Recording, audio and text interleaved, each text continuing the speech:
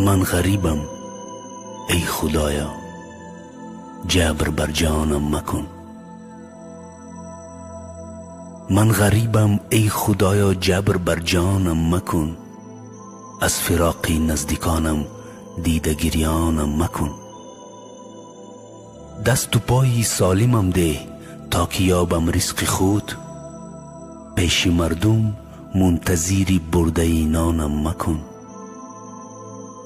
آبروی و اعتبارم ده میان آدمان. سرخم و بی قدر و قیمت پیش یارانم مکن. ناکسان از بی ایمانی قلب آدم بشکنند.